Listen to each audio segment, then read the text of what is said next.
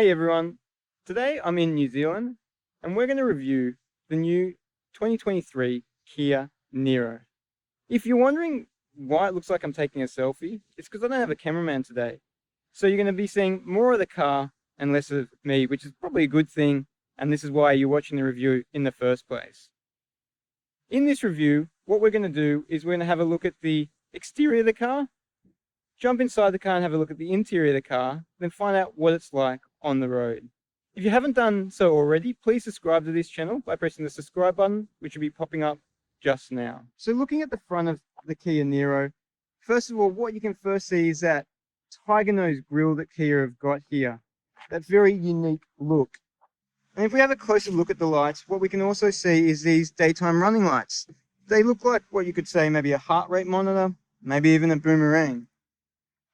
If you take a look around the side here, have a look at it, you can see it has that more crossover look to it. I guess that's the market they're looking for. It is a lot longer than your standard hatchback. It's 4.4 meters long, and you can see it's got a slightly higher ride height to it.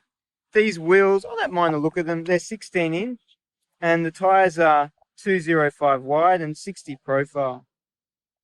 As we come around the side here, you can see these black roof rails which run right across the roof that we use for roof racks. And then you can start to see the rear here. You can see, again, it's got more a boomerang look rear light here. I don't mind the edges. It's a very sort of unique looking car. So I don't mind the looks. It definitely looks different, that's for sure. You've got some other lights just running around here. And then at the back here, you've got your rear wing there and the shark antenna. So that's the exterior of the Kia Niro. What we're going to do is take you around the interior and then show you what the interior looks like. The interior of the Kia Niro is not a bad place to be. I feel like it's a mix of European with a bit of Korean influence. So taking you a closer look inside here, first things that stands out is this infotainment system here. They've tried to integrate it like the European, so it's one big panel that goes across the front dashboard here. But all they've really done is they've wrapped that 8-inch infotainment system in this black plastic here, which is one section, and they've got this second section here where the virtual cockpit sits. Now, if you do go up to the GT model, what you will find is that you'll get a 10.25-inch system, and it will be more integrated into that virtual cockpit there and less obvious. The infotainment system itself is pretty easy to use. As you can see, you've got a few menus there. It's got Apple CarPlay, Android Auto, and you can either connect those wirelessly or connect it wired. And I'll talk a bit more about that wireless system when we go into talking about what the car is like to drive. Below the infotainment system, you'll notice these dials here for the air conditioning duct, and I think they look very familiar. Not too dissimilar to those that are on the recent Audis. If you go further down, then you can see the USB. You've got two options. You've got the normal USB, and then you've got the mini USB plugs there. So that's good. They give you two options, which even in the newer cars, sometimes you don't get. If you have a look down here, there's a heap of storage space there for any size phone you have. So even if you have one of the bigger phones, it's still going to fit in there. Having a look at the gear stick, I think they could have made it look a bit more fancy or something different. I think it looks a bit plain. If you go to the GT models, this whole section looks a lot different. You've got the little turn knob. Down here, you've got the electric handbrake, your buttons there for the reverse cameras. You've got two cup holders in here with these interesting designed holders that can be pushed in. They're not very elegant. If I show you now, when you push it out, it just really flips out very quickly. Comes out, so I could have slowed that down, but that's being very picky here. Looking at the seats here, they're reasonably comfortable. The fabric on these seats is okay. The design, I've seen better, more unique designs, but I have seen worse as well. Obviously, if you go up to the higher models, you'll get the leather seats. What is unique is this headrest. It's got this really unique design. I'm not sure what the reason is behind it, but it definitely does look unique. In terms of the materials that they've used in the cabin, some are good. So I like this perforated dashboard here feels nice, soft, and it looks quite good. I don't mind the finish that they put here with this little finish there with the indents there. Gives a bit of a clarity to the interior of the cabin here. The chrome finish around the air conditioning ducts looks alright as well. But then there's bits of cheap plastic like this surrounding I spoke about before that surrounds the infotainment system. They could have gone with maybe a slightly different material, maybe sort of a slightly different finish on it, just to make it look a bit nicer. The material around the sides of the doors sort of mimics what you kind of get in a VW Golf or something like that. You've got some chrome finish to the handles here. Having a look at the steering wheel, you can see it's a weird sort of shape, or I think it's a weird shape. Looking at, you've got all your regular buttons that you'd expect on there, and they're really reasonably easy to find everything in there. The trip computer there is quite basic. There's not a huge amount of options that you have in there. You can see a few different options, but the left, the kilometers, and the right, the RPM will stay the same. You can't really change that look. The colors change depending on what drive mode you're in. So if you go in sport, it will go red. So let's take you around and have a look at the rear seats at the back and see how much room is in the rear. The rear of the car here, and I think for a small car, you've got a reasonable amount of space in the rear here. You can see there, and if we hop in here, my legs are nowhere near touching that seat in front, and that seat's about 3/4 of the way back, so can't complain about the rear leg room. What I did notice is you don't get any rear air conditioning ducts in this car, so that's something that this is missing. What I also noticed is that the map holders are only available on one side of the seat, which is also quite strange. I'm not sure what they are thinking about there. What you might also notice is these mini USB sockets that they've got in the side of the seats. Quite an interesting place to put them. I have never seen mini USB sockets in the sides of the seats. Something different, I suppose. Maybe the ergonomics are better. Normally you're used to seeing them down there, but there's that big blank space that's just doing nothing. Because it's a front wheel drive car, that middle seat is looking quite useful as the drivetrain doesn't come up that much. What I've also noticed is there's still bits of plastic here from when they delivered the car. They haven't taken it off. Other than that, you've got cup holders here in the middle. You've got 2 cup holders there. The headroom is quite good here, and you can also see the back version of those weird headrests that I spoke about before. Okay, let's go check out the boot space. Look at the boot space here, and you get 425 litres with the standard Kia Niro. If you go the electric models or the GT, you get an extra 50 litres, and it goes up to 475 litres. The reason being is in the standard models you actually get the spare wheel, whereas the electric model and the GT model you just get the tyre puncture kit, which will give you a bit more room underneath there. In the back here you'll notice this. So this came with the car. I was just having a look at it before. It's actually a sun visor for the car, so I'm not sure if they come with all of these cars or this particular model came with that. So it just pops out like that, and I suppose you do use it for a sun visor, or it could actually be used even for maybe the cargo cover or something like that. I'm not too sure. What I did find was really hard to fold it up again, so I'm not going to bother folding it up till a bit later. You've got a few little storage pockets down here in the rear here. Not sure what's there in there. Nope, that just gets me into the wires, so that's not there. A few tie down hooks if you wanted to have a cargo carrier or anything in there.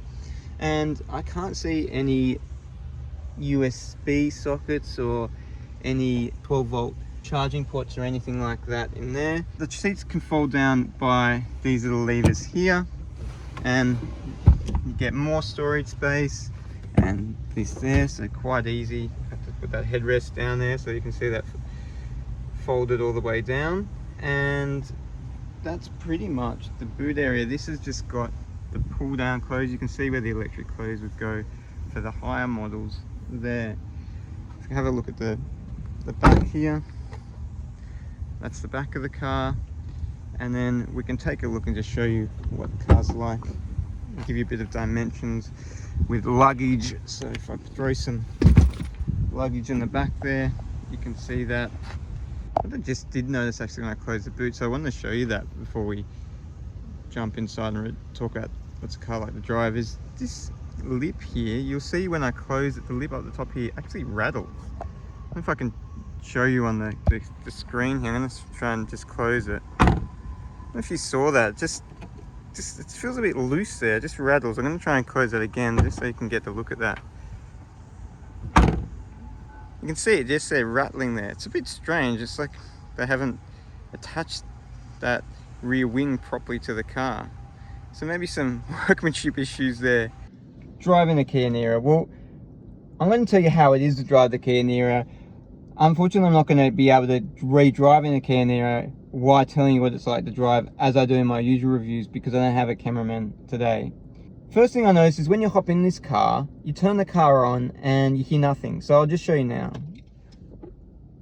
Yep, that's right, the car's on. It's telling me it's ready, but I hear no difference to what I did hear a couple of seconds ago.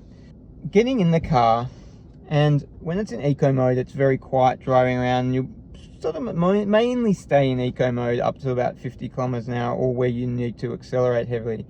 What I did notice is that the battery technology isn't so in tune with the engine, because the first few minutes of driving this car, all of a second the engine jumped in, and it jumped in quite aggressively, revving it as if I was trying to drag someone off at the lights, although I was just driving along as normal, and it didn't even imply any different accelerator pedal, and the battery seemed to be charged enough to be able to continue on battery mode. So that was a bit strange, and throughout driving the car I did just notice weird periods of the engine coming in quite rapidly and heavily for no apparent reason. The ride on this car has been criticized when I've read some reviews, but I think that's being a bit harsh. I felt the ride was quite good and I was quite impressed with it. Yeah, it's not up to the standards of some of the higher end Europeans, and it doesn't have the sound deadening in it as the Europeans, but if we're comparing against like for like cars like in this same market, it's no worse than any of those other cars, and if not better in terms of absorbing bumps and handling with the undulations in the road.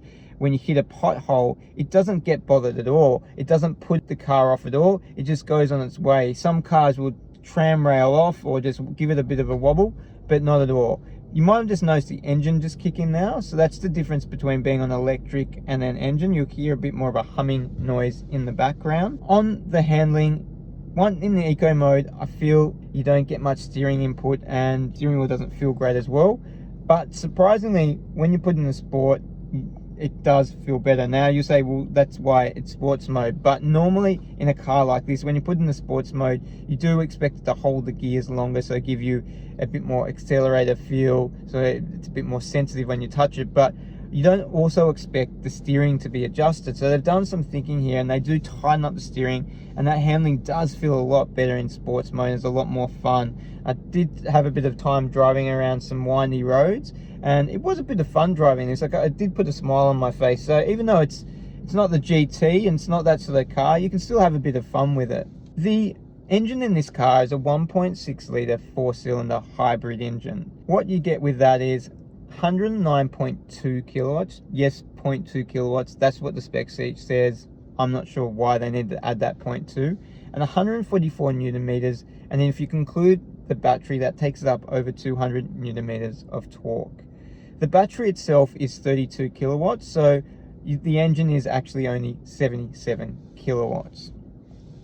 It's not the fastest thing around, and you'll do about 11 seconds to 100 kilometers, but driving around, it doesn't feel like a snail either. It gets off the line okay, it accelerates okay, and if you need it to just overtake someone, you can do that all right.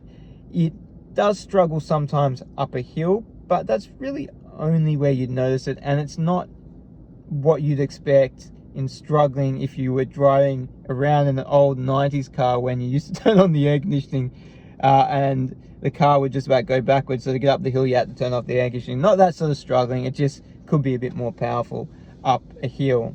The gearbox in this is good because it's a dual clutch 6-speed gearbox, not a CVT gearbox. You find in a lot of these hybrid cars that they give you the CVT gearbox. Take note of the Toyota RAV4. I've reviewed that car as well, so if you do want to see that review, that link should be popping up above me now. But with this dual clutch gearbox, you get a bit more sense of driving and feel of the car than you do with the CVT gearbox. The technology in this car is also great. You get pretty much everything that you would expect, plus a bit more. Some things you'd even have to pay more for in a more expensive European. So you get your headlight assist, high beam assist, you get your side assist alerts, you'll get your front and rear vegetation alerts, you get your lane assist, and it's not too bad in terms of interrupting your driving. It does kind of interfere a bit more than you'd like it to. You can change that in the settings, but it's better than the older Kias, which really interfered with grabbing the steering wheel and putting you off. It's a bit less aggressive, I would say. You also get rear parking sensors and rear camera in this, no front camera in this model. The stereo system in this is a 6-speaker stereo system. It's pretty basic, to be honest, and it's something, if it's important to you, that I'd recommend upgrading. One thing to mention in this is the wireless CarPlay. I drove the Hyundai i30N. Again, that review, if you're interested, is popping up above me now. And the wireless CarPlay was a really average feature in it. Every 15 to 30 minutes, it would just disconnect and you'd have to reconnect it. In the whole many hours of driving I've driven this car, it has not disconnected on me once. If you're driving the more expensive Hyundais, because they are supposed to be more premium than the Kias, you'd be disappointed if you're not getting a worse system. So I hope that it's just an update to the system and the Hyundais also got that update. But the wireless CarPlay feature on this was really good, and I never thought about having to put it into a wire at all. Fuel consumption on this, being a hybrid, you'd expect it to be good. It's 4.4 litres to 100 kilometres, and I've done over 300 kilometres on this, and I'm on 3/4 of a tank. So I've still got plenty of fuel to go, and hopefully plenty of kilometres to go before it's empty. Visually around the cabin, there's no really blind spots. I haven't found that I've been looked around and seen any blind spots. You get a good visual outlook in front of you, behind you, and to the side of you. I haven't found too many issues or any blind spots at all. Firstly, what did I like about this car? Look, there's a few little gremlins. One of the biggest things to note is the price point of this car. The price point of this car is $44,000 for the standard model. Yes, $44,000. I think that's quite high. Seeing if you pay a bit more, you can get the likes of a RAV4 Hybrid, which is in a totally different league to this car. And if you want to go one of the Hyundai Ioniqs, they're even cheaper than this. So I'm not sure what Kia were thinking when they thought about how to price this car. The gremlins in this car, well, I spoke about some of the technology doesn't seem to be connected with each other. One of the other areas I did notice is one time I was in the traffic, my Apple CarPlay was not showing Google Maps properly, so it was just a white screen. So I thought I'd just do the restart. I'd turn off the engine, turn it back on. It started working fine again. When the light went green, I took off. The car went into some sort of limp mode, and I was like, wouldn't accelerate, nothing, like, but it was moving just a tiny bit. I don't know what was going on, besides people beeping me up, wondering what the hell I was doing. I was going, I don't know what to do here, I don't know. So I turn on and off the car again, hoping that it wouldn't continue in limp mode, and it didn't. But that was just weird. And even this morning getting in the car, I was in a tight spot. I went to reverse the car, accelerator, nothing. Okay, car on. Yes, the car's definitely on. Reverse, yes, I'm definitely in gear. Change the gears around, yes. It's still not going anywhere. Hit the accelerator hard, I'm still not going anywhere. Okay, restart the car again. Okay, I can start reversing again. So there's strange little bugs with the cars, which I don't know if it's just this car or if it's in general that they may just need to iron out, that would just worry me a bit. Probably the other thing to notice was just that wing at the back is a bit loose. So that was the only build quality issue that I noticed, but there may be some others that come up over time. But the things I did like about this, look, I like the way it rides the bumps and how it handles those potholes on the road. I like the fuel consumption. I think it's quite fuel efficient, as you'd expect for a hybrid. And as I said, I really like that wireless Apple CarPlay. It's a lot better than some of the CarPlays that I've experienced. So if you can get over the price point, then I think it's something that you should potentially consider looking at. And if I'm going to give this car a score out of 10, I'd say probably a 7 out of 10 for this car. Anyway, I hope you liked the review today, and if you did, give the video a like, and if you haven't already, please feel free to subscribe.